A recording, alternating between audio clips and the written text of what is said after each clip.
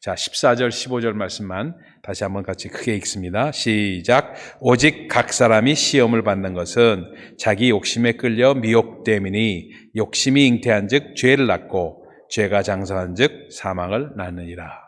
우리가 암송하기 쉽겠죠? 네. 이 말씀은 암송하기가 쉬운 말씀이니까 전부 다 암송하시고, 지난주에 고린도전서 10장 13절의 말씀과 함께 두 개의 태도가 되는 말씀입니다. 시험에 대한 태도가 되는 말씀이니까 우리가 함께 마음을 다하고 이 말씀은 암송하기를 부탁을 드립니다. 자, 먼저 생각해 볼 게 있어요. 제가 요즘 들어서 새로 나온 책들을 자주 읽지를 않습니다. 새로 나온 책들을 많이 읽지를 않아요. 왜 안 읽느냐 하면은 그 이유가 있습니다. 요즘에 나온 책들을 이렇게 제가 지금 훑어보고 이렇게 하다 보니까 어떤 문제가 있느냐 하면은 그 미국 목사님들이 쓰신 책들, 이런 책들이 주로 많이 그렇습니다.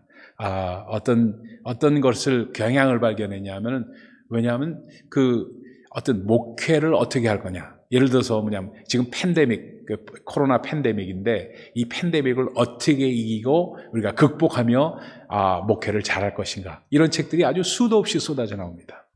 수도 없이 쏟아져 나와요. 그래서 제가 그걸 스kim 리딩 하면서 이렇게 쭉 봅니다. 이렇게 거기서 나온 평두, 서평두 읽고 이렇게 읽으면서 이렇게 보면은, 그러면서 그걸 독후감도 내라고 그러고 이렇게 목사들끼리 이렇게 주고받는 이런 것도 있습니다. 그래서 이제 그런 걸 이렇게 보면서 제가 느끼는 게 있어요.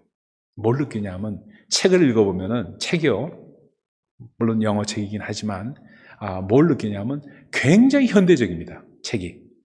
현대적이라는 얘기는 뭐냐면, 현대적인 건 좋은 거죠. 근데 현대적인 게 나쁜 것도 있어요. 뭐 나쁘냐 하면은, 목회를 하는데 그 사고방식이 현대 우리가 기업들이 그 불황을 이기는 방법을 그대로 도용한다는 말이 안 좋지만 그걸 차용해가지고 그대로 목회에 적용하는 책들이에요.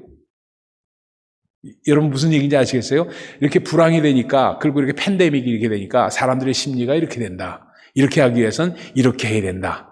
그래서 이렇게 하기 위해서는 우리가 뭘 해야 된다. 어떤 resilience가 있어야 된다. 이렇게 하고 이렇게 쭉 하면서 쭉 테마별로 해가지고 우리가 목회의 팬데믹을 이길 수 있는 그러한 목회의 경향은 8가지다 해가지고 8 traits of overcoming the pandemic 해가지고 쫙 나옵니다.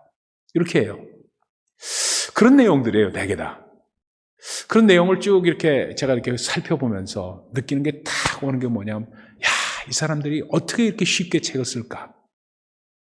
이런 마음을 갖습니다. 특히나 목회에 대한 책을 어떻게 이렇게 자기는 이렇게 하고 있는가 하는 생각을 지금 퀘스천 마크를 붙이면서 제가 이렇게 뭘 묻히냐면, 왜 이렇게 책을 쉽게 쓰냐 이거예요. 그 무슨 얘기냐 하면, 책을 쉽게 쓰는 건 좋은 것도 있고 나쁜 것도 있습니다. 왜냐하면 더 깊은 묵상이 없다는 거예요. 항상 목회하는 자세는 저는 그렇습니다. 목회하는 자세는 뭐냐면, 하나님의 말씀이, 예를 들어서 이런 상황이 있으면은 그것을 정말 말씀으로 돌아가서 말씀에서 깊이 연구해서 그것을 목회에 적용하면서 하는, 이게 있어야 되는데 이게 없는 거라 전혀. 한두 가지 말씀뿐이 없고, 그리고 전부 이 시대의 기업들이 극복하는 사례 이런 거를 해가지고 그냥 접목을 시켜가지고 하는 거예요. 그래서 참 답답하게 느끼면서 이걸 나무랄 수도 없고, 그래가지고 제가 한번 디스커션 할 때 좀 야단을 친 적이 있어요. 그러면서 그 미국 목사님들께, 그러면서 이런 얘기를 한 적이 있어요. 왜 이렇게 될까? 이 경향을 제가 한참 집에서 스트러글 하면서 묵상했습니다. 그러면서 느낀 게 이거예요. 성경 또는 이렇게 그 근본주의 이런 걸 얘기를 하면은 사람들이 올드하게 느낍니다. 올드하게 느껴요. 근데 사람들은 올드한 걸 싫어합니다. 올드한 사람조차도 올드한 걸 싫어해요.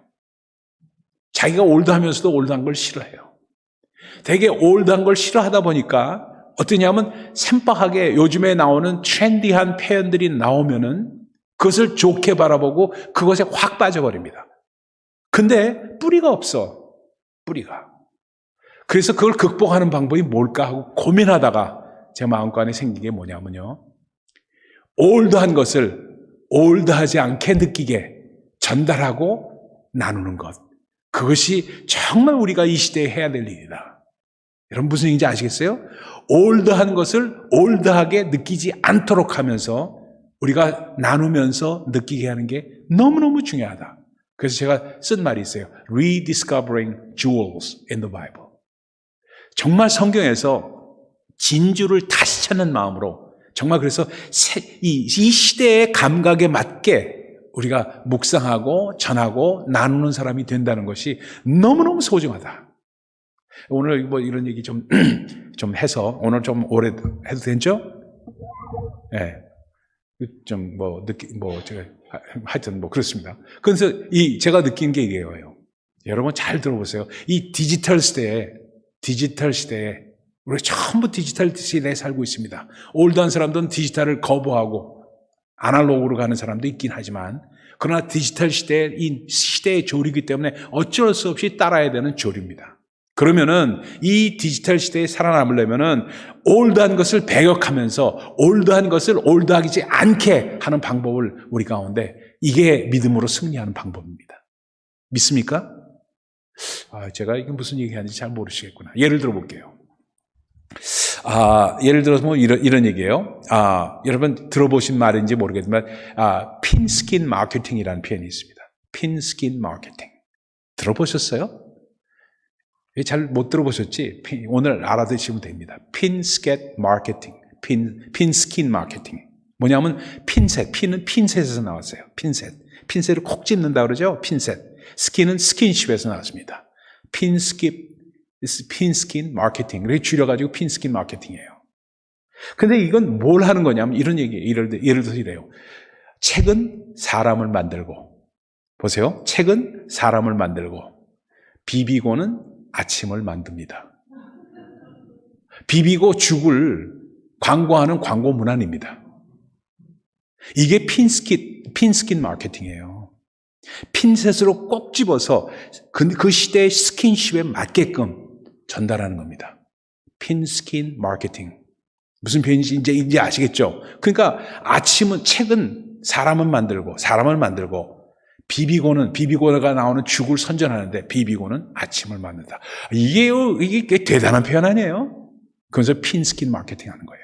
그러니까 저는 뭐를 지금 얘기하느냐 하면은 하나님의 말씀이 우리에게 이제 다가올 때 새로운 감각으로 이 시대의 어떤 올드한 느낌이 아니라 맞는 것, 그거를 이 시대에서는 팝 음악을 하는 대중가요 하는 사람은 레트로라고 합니다. 레트로라고는 말 들어보셨죠? 레트로에서 옛날 음악을 리바이벌 해가지고 새롭게 표현해서 하는 그걸 리메이크하는 걸 레트로라고 그러잖아요. 그렇게 하는 것이 일어나야지 그것이 뭐냐? 리바이벌 한다는 거 왜 다시 살린다는 말 아닙니까? 우리 가운데 그런 일이 마음의 신앙의 부흥이 일어나려면은 올드한 것을 우리가 찾아가지고 올드하지 않게 우리가 받아들이고 그렇게 정말 소화하는 그 작용이 있어야 된다. 아멘입니까? 이 대단한 발견인데 별로 신동치 않게 느껴지는 것 같아서. 자, 보십시다. 오늘 말씀 보세요. 오늘 말씀 너무나도 많이 들었던 말씀입니다.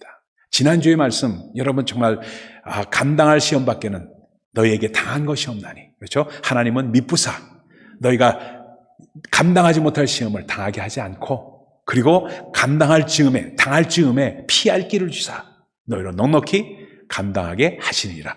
고린도전서 10장 13절의 말씀입니다. 우리가 암송을 했죠?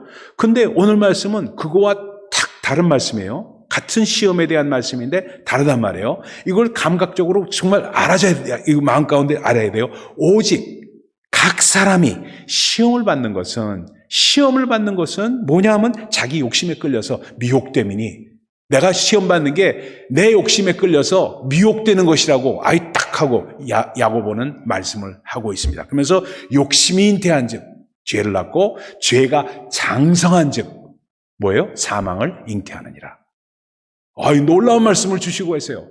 그러면은 감당할 시험밖에는 주시지 않는다고 말씀하셨는데, 이건 또 뭐냐면 하나님은 우리에게 그 시험을 주지 않는다. 이 벌써 헷갈리는 말씀이 착 나오잖아요. 그래서 여기서 금방 구분해야 되겠다는 생각이 딱 드는 게 뭐냐면요, 시험의 종류입니다. 시험의 종류에서 테스트 앤 템테이션의 차이입니다. 그렇죠? 테스트는 뭐예요? 꼭 우리가 감당할 수 있는 시험을 주시면서 극복하게끔 주시는 하나님이 주시는 시험입니다. 테스트예요.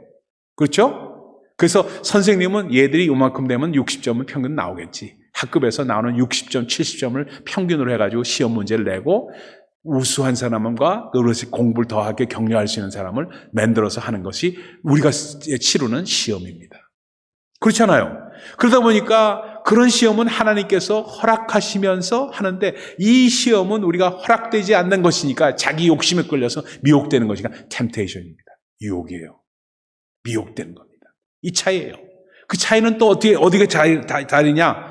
테스트는 외적인 시험이고 외적인 시험이라는 건 무슨 뜻입니까? 외부로부터 환경으로부터 오는 시험이라는 얘기입니다. 환경으로 오는 시험 또는 사람 간의 관계에서 오는 시험, 이런 시험이 우리가 극복할 수 있는 연단시키고 믿음을 연단시키면서 우리가 앞으로 나아가도록 하는 시험이 바로 외적인 시험인데, 내적 시험은 뭐냐? 내적인 시험은 그거는 우리의 욕심에 이끌리는 시험이다. 유혹에 이끌리는 시험이고 끈질기게 우리를 괴롭히는데 그 시험은 하나님께서 주신 게 아니다. 네 욕심에 따라서 네 욕심이 너를 미혹하게끔 이끄는 것이다 하고 야고보서는 말씀을 하고 있는 것입니다. 그러니까 그 시험과 그 시험이 같은 시험이지만 시험의 종류가 다르다는 것을 말씀을 하고 있습니다. 그러다 보니까 욕심이라는 게 뭘까? 욕심은 결국은 뭐냐면 자기 소유 이상의 것을, 내가 갖고 있는 것 분수 이상의 것을, 자기 분수의 이상의 것을 소유하려고 애를 쓰면서 뭐예요? 정상적인 궤도를 이탈하는 겁니다. 욕심을 갖는 것 자체 욕심이 없는 사람이 어디 있어요? 욕심이 있어야죠. 그렇죠? achieve 수 있는 그런 욕심이, desire가 있어야 됩니다. 그러나 그것 때문에 정상 궤도를 이탈하는 것은 지나친 욕심이다. 그것은 유혹이라는 얘기입니다. 그렇죠? 욕심에 이끌려 미혹됨이니라는 말씀은 그런 표현이라는 것을 말씀을 하고 있습니다. 그러면서 그렇게 될 때 사람들은 그 욕심을 어떻게 하냐면, 사람들이 그 욕심을, 그 책임을 하나님께 돌리지 말라는 겁니다. 네 욕심에 이끌린 거지 하나님께 그 책임을 돌리지 말라는 겁니다. 하나님은 하나님께, 여기 13절 다시 보십시다. 13절 같이 읽습니다. 같이 읽어볼게요. 13절 시작.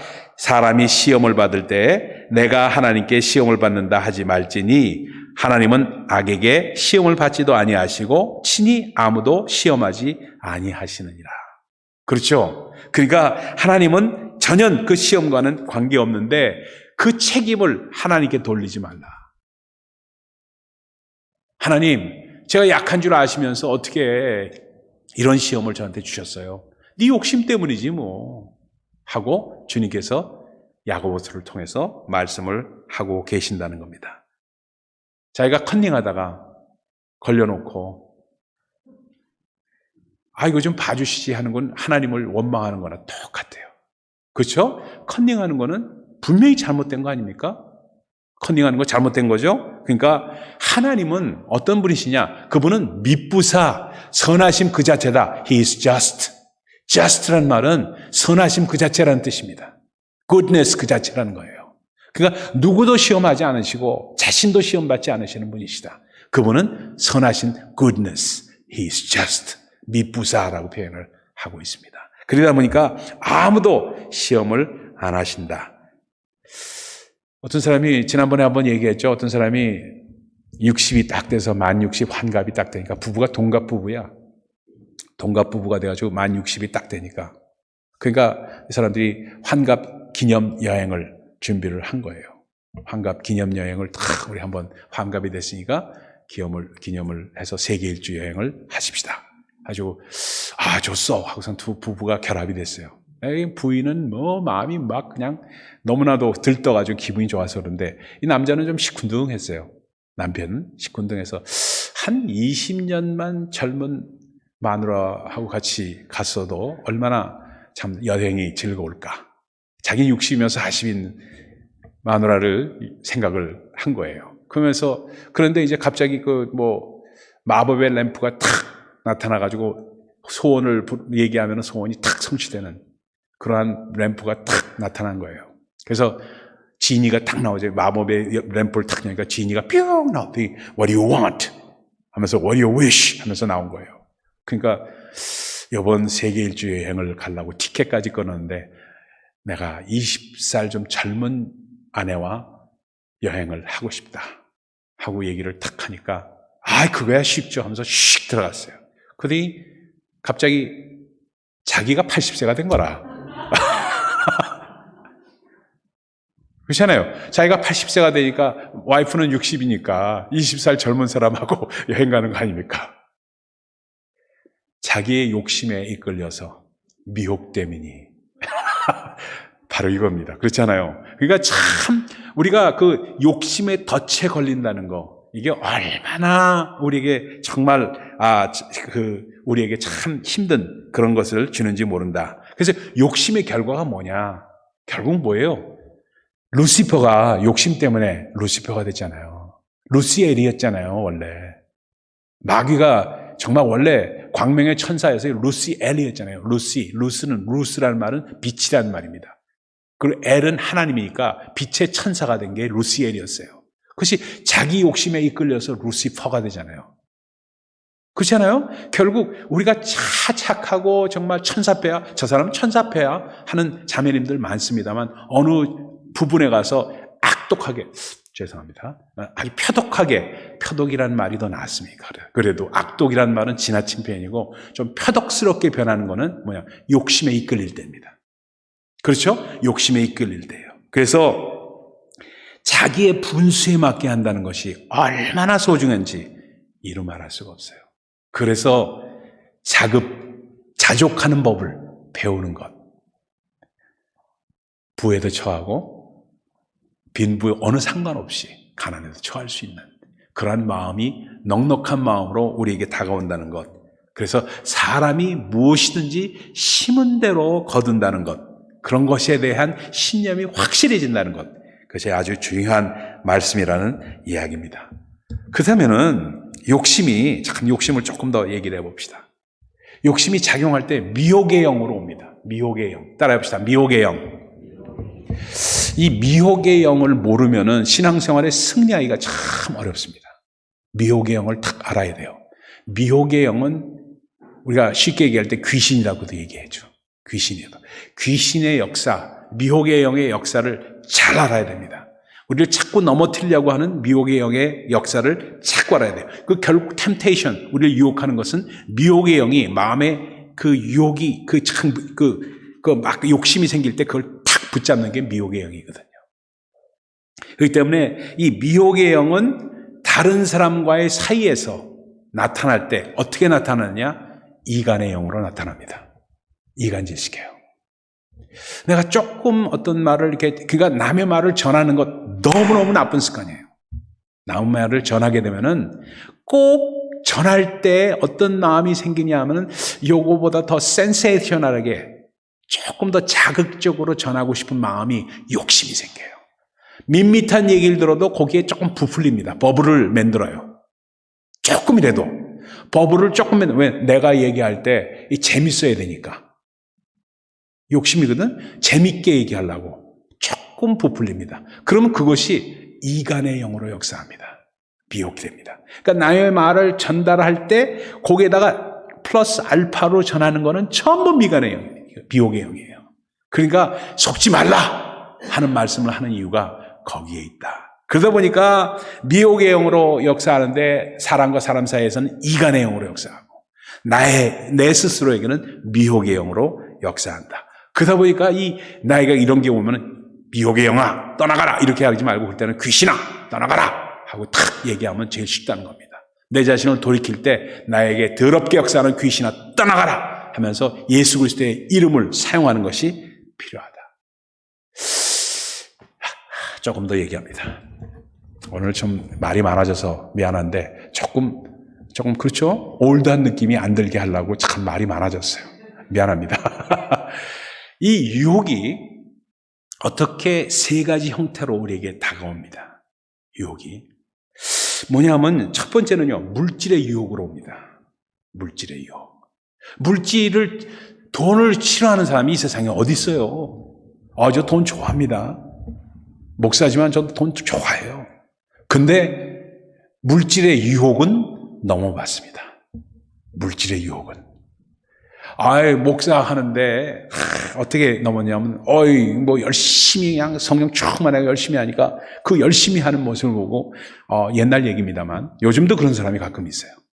와가지고 그 당시에 30년 전에 신문지에 돈 2만 불을 탁 싸가지고 와서 예배 드리고 나서 저 사무실 찾아와서 그 신문지를 또 뭉치를 딱 내리니까 그게 뭔가 하고 보니까 돈이 2만 불이에요. 돈 2만 불. 그러니까 목사님, 우리 교인도 아닌데, 그 당시에. 그 30년 전에 2만 불이면 적은 돈 아니었어요. 지금 2만 불하고는 차이가 납니다. 근데 이 양반이 가져와가지고, 그러니까 우리 교인도 아닌 분이 와서 이렇게 하니까, 그 라디오에서 설교를 들었는데, 목사님, 정말 그 선교에 써달라고 해서 2만 불 딱 가지고 캐시로 가져온 거예요. 그거 받아가지고, 이거 싫어할 사람 어디 있어요? 저도 입이 찢어졌죠. 그쵸? 근데 좋아서 그냥 다 그걸 받고 이렇게 있는데, 한 주 동안 얼마나 고민을 했는지 몰라. 이걸 어떻게 할 건가? 고민하면서 그냥 이걸 in my pocket에 어떻게 해? 그리고 갖고 있다가 그러니까 저를 유혹하는 건 뭐냐면 내가 갖고 있다가 뭐냐면 필요할 때 쓰는 것. 필요할 때 꼭 선교에도 쓰고 뭐도 쓰고 이 마음이 자꾸 저를 사로잡아요. 내가 개인적인 욕심으로 쓰려고 하는 게 아니고 뭐 필요한 사람들도 도와주고 그리고 선교에도 쓰고 이런 마음이 막 잡아들어요. 그러니까 한 주 동안 고민하다가 마지막 결론을 탁 내린 게 뭐냐? 아니다. 나는 연약한 사람이서 돈에는 약한 사람이야. 돈 너무 좋아하잖니. 이래서는 안 된다. 하고 더러운 귀신아 물러가라! 하고 소리를 지른 다음에 그 다음에 교회에다가 냈습니다.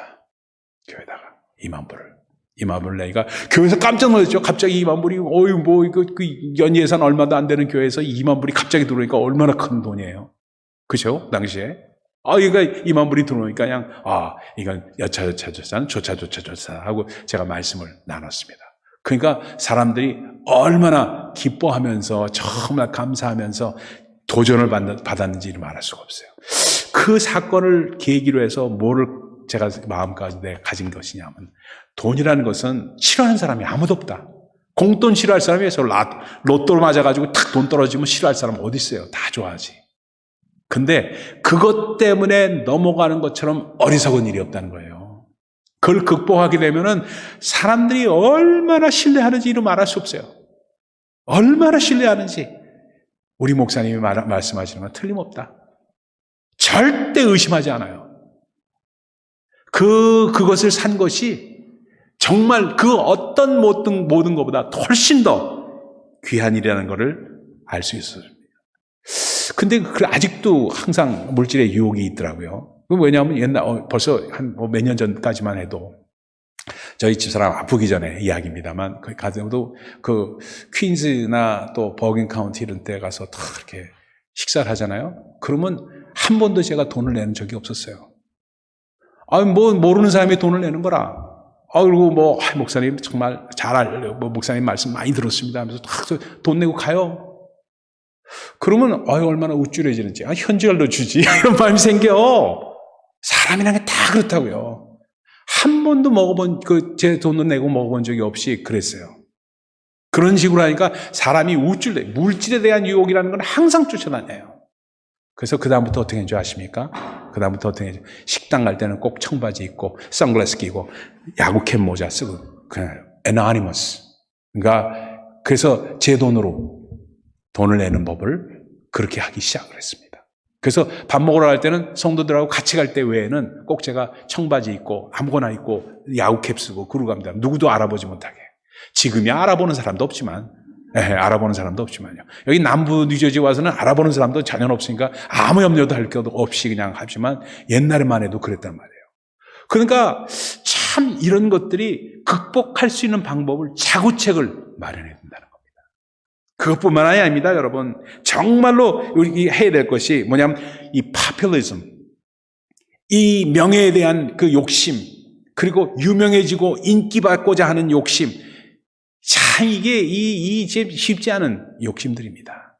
이것을 넘어서는 것. 누구한테 배웠어요? 안젤리나 졸리? 그 영화 배우 있죠? 안젤라 졸리인가? 안젤리나 졸리인가? 하여튼, 그 사람 통해서 배웠어요. 그 사람 통해서 배운 게 뭐냐? 한국에 올 때마다 아들인 그 매덕스하고 인사동이나 이런 데 가가지고 불고기 먹고 뭐 하고 하면서 경호원도 없이 다닌다고 하면서 얼마나 편한지 모른다고 하는 걸 보면서 stay anonymous. stay anonymous. 영어로 표현해서 죄송합니다만 뭐냐면 아무도 알아보지 못하게끔 그냥 섞여버리는 거예요. 그래서 청바지도 있고. 그러니까 청바지 자꾸 입으니까 잘 어울려, 그것도.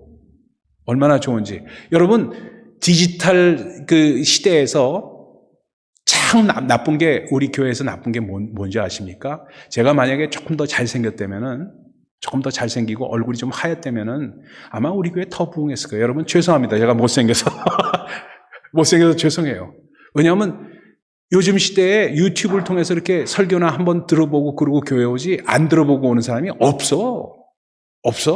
그렇잖아요? 그러면 제가 유튜브를 제가 봐더라도 비비크림이라도 좀 바를걸 이런 생각을 할 때가 참 많아서 안 봅니다. 제가 안 봐요. 배경도 멀구스름하고 하니까 색깔이 좋아도 안 되고 그다음에 빛이 어둡고 이 촬영하기에는 어둡고 거기다가 얼굴도 시커멓고 또 뚱뚱하고 하니까 영 아니야. 카메라 빨은 전혀 아니올시다요. 그러니까 유튜브 조회수가 낮아.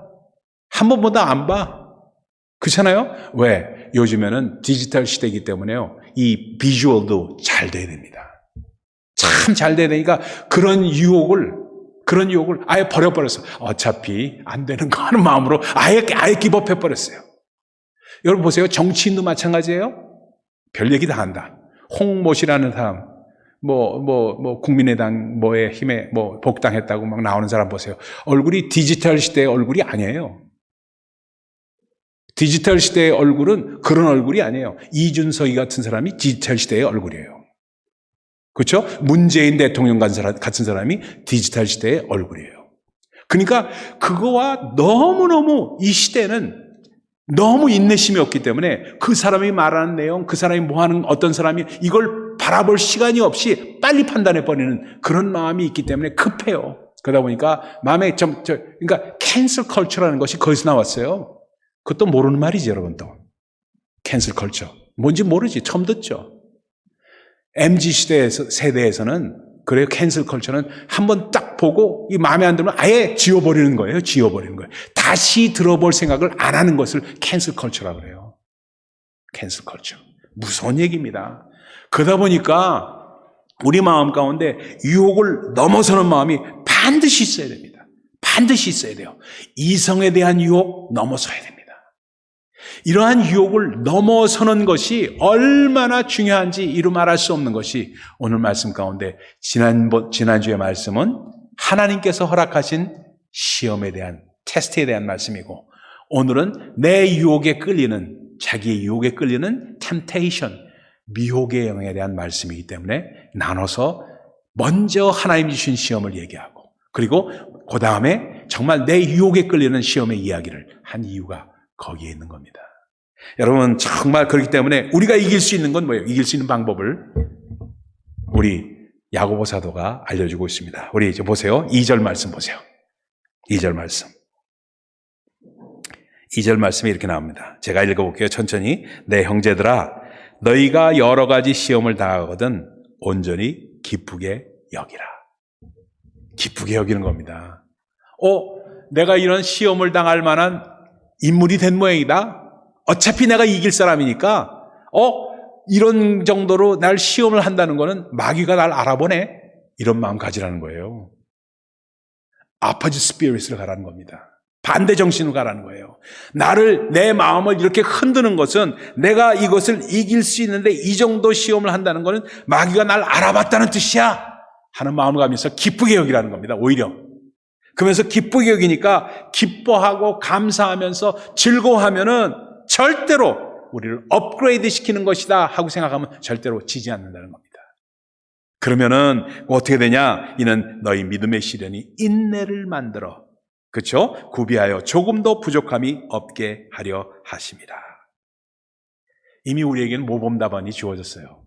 더 이상 얘기 안 하겠습니다. 모범 답안이 주어졌어요. 하나님께서 성경을 통해서 참 많이 주셨어요. 그러니까 성경에서 rediscovering jewels, 맨 처음에 제가 말씀드린 이유가 그래서 그래요. 보석을 찾는 마음으로 올드한 것을 받아들이면서 올드하지 않게 내 마음 가운데 적용하는 거예요. 그렇게 될 때 정말 이 신시대에, 이 세대에 맞게 정말 믿음의 사람으로 설 수가 있습니다. 올드한 것을 올드하지 않게 느끼는 사람, 올드하지 않도록 말하는 사람이 되어야 됩니다. 아멘? 정말 그것이 오늘의 포인트예요. 마지막 이 말씀하고 오늘 말씀 마칩니다. 기도로 들어갈게요. 탈무드에 나오는 얘기입니다. 어느 형과 아우가 있었어요. 어느 형과 아우가 있었는데 이 형과 아우가 밭이 인접해 있었어요. 그래서 이쪽은 형 거, 이쪽은 아우 거. 그런데 이 형은 좀 있다가 얼마 전에 결혼을 했어요. 결혼을 하고 아우는 먼저 결혼을 했는데 그냥 부인과 이혼을 해버렸어요. 그래서 이혼한 아우가 이쪽에 있고 최근에 결혼한 형의 밭은 여기 있는 거예요. 그러니까 항상 아침에 이렇게 보면은 소작한 걸 거둔 걸 가져온 것이 똑같아. 그건 당연히 똑같은 거죠. 근데 뭐냐면 형은 형대로 어떤 마음을 가졌냐면 아우가 정말 마음이 얼마나 불편할까. 아우가 이혼해가지고 마음이 상했을 텐데 소작이라도 조금 더 많아야지 마음을 좀 승리할 수 있지 않겠는가 해가지고 가가지고 자기 걸 가가지고 그거 준 거예요. 이만큼 가가지고 더 주고 조금 더 많이 나보다 소출이 많으면은 좀 유혹에 넘어가지 않고 마음 가운데 편해지니까 평안함을 샬롬이라고 주자 하고 형은 저녁에 일어나가지고 그걸 준 거예요. 근데 이 아우는 아우대로 저녁에 일어나서 어떻게 하냐면 형이 요번에 결혼했는데 새 식구가 들어왔는데 나야 부인하고 이혼했으니까 먹을 알이 조금만 있어도 되니까 이걸 또 준 거예요, 형한테. 그러니까 서로 갖다 주니까 그 다음날 아침에 오면 똑같아, 항상. 이 사람은 이쪽 걸 주고 이 사람은 이쪽 걸 주고 같아. 그러다가 어느 날 저녁이었어요. 저녁에 딱 만나서 서로 자기 걸 이만큼 움켜쥐고 서로 상대방의 밭에 가는 형과 아우가 서로 만난 거예요. 형과 아우가 만나니까 거의 소출을, 가슴에 안았던 소출을 전부 떨어뜨리고 그걸 발견하면서 서로 형과 아우가 embrace 하면서 커깅하면서 막 울었다는 스토리가 탈무드에 나오는 스토리로 랍비들이 유대인들에게 하는 얘기가 그거예요. 너희들 욕심을 버리고 이 형과 아우처럼 지내는 마음을 가져라. 그렇게 되면 하나님의 평강이 우리 가운데 있다 하는 말씀으로 설교의 말씀을 마쳤다고 합니다. 저도 이 말씀으로 설교의 말씀을 마치려고 합니다. 여러분들 정말로 여러분 마음 가운데 있는 욕심을 버리고 내 것을 남한테 주는 사람이 될 때 반드시 상대방은 자기 것으로 우리에게 주는 그런 사람이 되어서 정말 올드한 것을 올드하지 않게 느끼면서 승리하는, 적어도 시험 분야에서만큼은 이 성경 어디에서도 이 두 가지로 확실하게 알 수 있는 그런 사람이 돼서 넘어가지 않는 우리가 되실 줄 믿습니다. 기도하겠습니다.